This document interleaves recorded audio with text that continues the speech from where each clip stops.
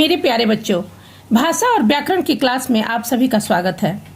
आज हम जानेंगे वीर रस के बारे में। ठीक है, तो आइए देखते हैं परिभाषा। जिस प्रसंग अथवा काव्य में वीरता युक्त भाव प्रकट हो, जिसके माध्यम से उत्साह का प्रदर्शन किया गया हो, वहाँ वीर रस होता है। वीर रस शरीर में उत्साह का संचार करते हुए गर्व की अनुभूति कराने में सक्षम है। इस रस के माध्यम से युद्ध तथा रण पराक्रम तथा शौर्य का वर्णन अपेक्षित है। इसके माध्यम से योद्धा तथा पराक्रमी व्यक्ति का उत्साह वर्धन किया जाता है। उस व्यक्ति विशेष की विशेषताओं को बताते हुए स्तुति गायन किया जाता है। सहृदय में हृदय का स्थायी भाव उत्साह रूप में विद्यमान होता है। वीर रस व्याकरण अध्ययन का विषय है। इस रस का प्रयोग साहित्य में उत्साह वर्धन के लिए किया जाता है।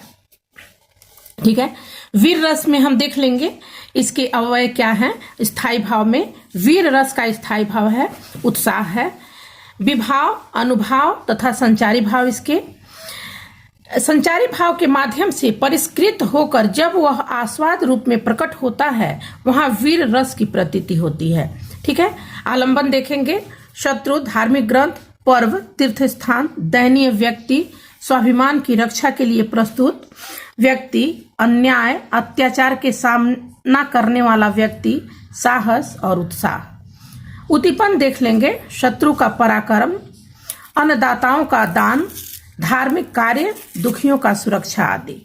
संचारी भाव है गर्व, उत्सुकता, मोह, हर्ष आदि। ठीक, अब वीर रस के अब हम भेद जानेंगे कि इसके भेद कितने हैं। वीर रस के 4 भेद माने गए हैं: युद्ध वीर रस, धर्म वीर रस, दान वीर रस और दया वीर रस। ठीक है, इन चारों भेद के अलावा व्यक्ति में कर्म वीर के गुण होने आवश्यक हैं। बिना कर्म से वीर हुए व्यक्ति इन सभी क्षेत्रों में वीर नहीं हो सकता। हम वीर रस का जो पहला है भेद युद्ध वीर, उसके बारे में जानेंगे। ठीक है, युद्ध वीर वह होता है जो रणभूमि में अपनी वीरता सिद्ध करता है। युद्ध वीर समय और चुनौती से पीछे नहीं हटते। यही कारण है कि युद्ध भूमि में वीरों ने पीछे हटने के बजाय मृत्यु स्वीकार की। ठीक है, दूसरा है धर्मवीर। धर्मवीर वह होता है जो धर्म के निर्वाह के लिए अपना सर्वस्व न्यौछावर कर देता है। जैसे मर्यादा पुरुषोत्तम राम ने पिता के धर्म को निभाने के लिए 14 वर्ष का वनवास स्वीकार किया। धर्म की रक्षा के लिए ही देवताओं ने पृथ्वी पर कितने ही अवतार धारण किए। अब देखेंगे तीसरा इसका दानवीर। दानवीर वह होता है जो दुखी, लाचार और विवश व्यक्ति की सहायता के लिए समय तथा परिस्थिति नहीं देखता। दानवीर स्वयं कष्ट सहकर भी दीन दुखियों की सहायता में संलग्न रहता है। जैसे दानवीर कर्ण ने अपनी मृत्यु को जानते हुए भी इंद्र को अपना कवच दान में दे दिया। भारतवर्ष अनेक दानवीरों से भरा हुआ है, जिन्होंने धर्म के निर्वाह के लिए किसी भी धन संपदा का लालच नहीं किया। अब चौथा इसका देख लेंगे हम दयावीर। पुराणों में लिखा गया है कि दया धर्म का मूल है। जिस व्यक्ति के पास दया है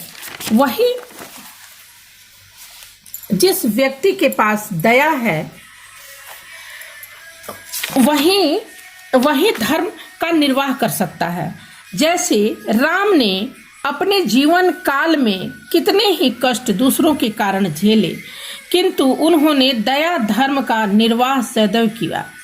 माता कैकेयी, मंथरा आदि ऐसे पात्र हैं जिनके कारण श्री राम ने जीवन के 14 वर्ष कठिनाइयों में व्यतीत किया, किंतु उनकी दया वीरता ऐसी थी कि उन्होंने तनिक भी क्रोध नहीं किया। अब वीर रस के कुछ उदाहरण हम देंगे, ये देख लेंगे हम लोग। उठो जवानों, हम भारत के स्वाभिमान सरताज हैं, अभिमन्यु के रथ का पहिया चक्रव्यूह की मार है। इसका अर्थ इस पंक्ति में के माध्यम से जवानों के पुनः जागृत होने के लिए आह्वान किया गया है।